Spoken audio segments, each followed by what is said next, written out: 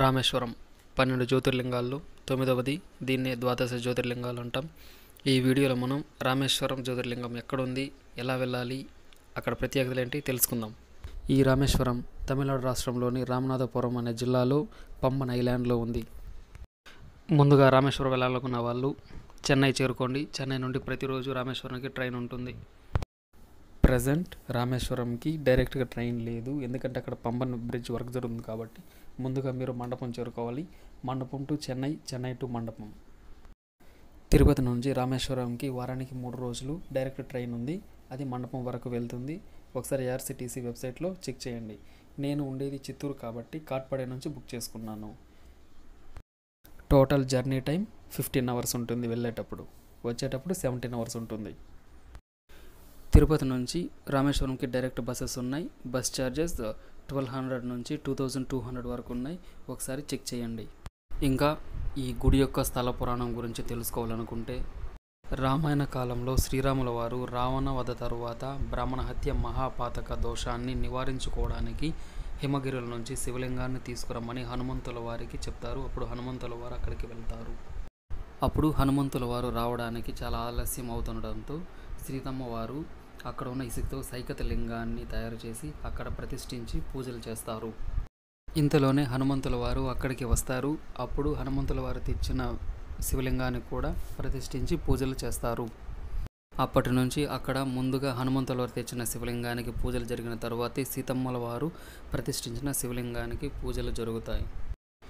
ఇక్కడ ప్రతిరోజు ఉదయం 5 నుంచి 6 మధ్యలో స్ఫటికలింగ దర్శనం ఉంటుంది. ఈ దర్శనానికి ఫ్రీ ఎంట్రీ లేదు, ఖచ్చితంగా 50 రూపాయల టికెట్ తీసుకోవాల్సిందే.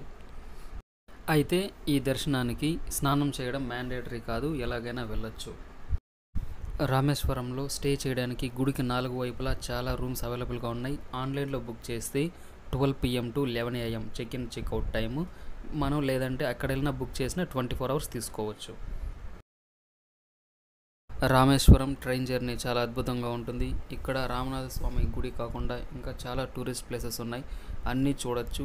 అన్నిటి గురించి నేను ఇంకో వీడియోలో చెప్తాను. ఎక్కడ ఏజెంట్స్ అవసరం లేకుండా మనం పబ్లిక్ ట్రాన్స్పోర్ట్తో ఇవన్నీ తిరగచ్చు. తక్కువ ఖర్చుతో ఎక్కువ ప్లేసెస్ని కవర్ చేయొచ్చు. నెక్స్ట్ వీడియోలో చూడండి. పొద్దున 11:55కి స్టార్ట్ అయిన ట్రైన్ తిరుపతిలో మండపం చేరేసరికి మార్నింగ్ 3:30 అయ్యింది. తర్వాత రోజు మండపం నుండి రామేశ్వరంకి ఎప్పుడూ బస్సెస్ ఉంటాయి. Bus fair 25 rupees. ఈ బస్సులో లగేజ్ క్యారియర్స్ అంటూ ఏమి ఉండవు, జాగ్రత్తగా ఉంచుకోవాలి మన లగేజ్. ఇదే గుడి యొక్క ఈస్ట్ గేట్. దీని ఆపోజిట్లోనే అగ్నితీర్థం ఉంటుంది. ముందుగా అగ్నితీర్థంలో స్నానం చేసిన తర్వాత 22 బావుల స్నానానికి వెళ్ళాలి. ఆ తర్వాత దర్శనానికి వెళ్ళాలి. ఇదే అగ్నితీర్థంకి దారి. ఇక్కడ కనిపిస్తున్నదే అగ్నితీర్థం. ఇది బే ఆఫ్ బెంగాల్లో ఉంది. ఈ అగ్నితీర్థం దగ్గర ముందుగా స్నానం చేసి తర్వాత 22 బావుల స్నానానికి వెళ్ళాలి. ఈ అగ్నితీర్థం దగ్గర పిండ ప్రదానం, అస్థికల నిమజ్జనం అన్నీ చేస్తుంటారు. పురోహితులు కూడా ఇక్కడే అవైలబుల్గా ఉంటారు, వచ్చి మాట్లాడండి. శ్రీరాముల వారు ఈ అగ్నితీర్థంలోనే స్నానం ఆచరించిన తరువాత లింగాన్ని ప్రతిష్ఠించారు. అప్పటి నుంచి ఇప్పటి వరకు ఇదే సాంప్రదాయం కొనసాగుతుంది. అగ్నితీర్థం నుంచి రామనాథ స్వామి ఆలయానికి జస్ట్ వాకబుల్ డిస్టెన్స్ మాత్రమే ఉంటుంది. 22 బావుల స్నానానికి ఈస్ట్ గేట్ దగ్గర నుంచి క్యూ లైన్ స్టార్ట్ అవుతుంది. ఇలా వెళ్ళిన తర్వాత నార్త్ గేట్ దగ్గర మనకు టోకెన్ ఇస్తారు. ఒక పర్సన్కి 25 రూపీస్. ఇదే ఆ నార్త్ గేట్ దగ్గరికి వెళ్ళే మార్గం, పదండి. 22 బావుల స్నానం తర్వాత మనం బయట వచ్చేసిన తర్వాత ఇక్కడ లేడీస్కి జెంట్స్కి సపరేట్గా చేంజింగ్ రూమ్స్ ఉన్నాయి. ఈ రామేశ్వరం గుడిలో ఉన్న శివుణ్ణి రామనాథ స్వామి అని పిలుస్తాం. రామనాథ స్వామి ఆలయాన్ని 12వ శతాబ్దంలో పాండ్యరాజులు నిర్మించారు. తర్వాత దీన్ని శ్రీలంకను పాలించిన జఫ్నా రాజులు బాగా అభివృద్ధి చేశారు. ఈ గుడి చాలా పెద్దగా ఉంటుంది. 4 వైపుల నుంచి చూసినా ఒకేలా ఉంటుంది. Same paintings, same entrance, same gate అంతా ఒకేలా ఉంటాయి. కాకపోతే ఇక్కడ వెళ్ళేటప్పుడు సైడ్లో కూడా చాలా శివలింగాలు ఉంటాయి. అన్నిటిని దర్శించుకోండి. ఇక్కడ పెయింటింగ్ వర్క్ మాత్రం చాలా బాగుంది. ఆర్కిటెక్చర్ ఇంకా బాగుంది.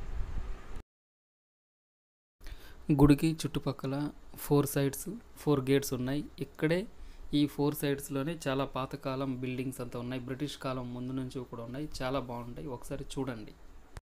నెక్స్ట్ వీడియోలో ధనుష్కోటి ఎక్కడ ఉంది, ఎలా వెళ్ళాలి, ప్యాకేజ్ బుక్ చేసుకోకుండా మనం పబ్లిక్ ట్రాన్స్పోర్ట్లోనే ఎలా వెళ్ళి ఎలా రావాలి, ఎవరిని నమ్మి మోసపోకుండా క్లియర్గా చెప్తాను. వెయిట్ చేయండి. మరో వీడియోలో కలుద్దాం. బాయ్.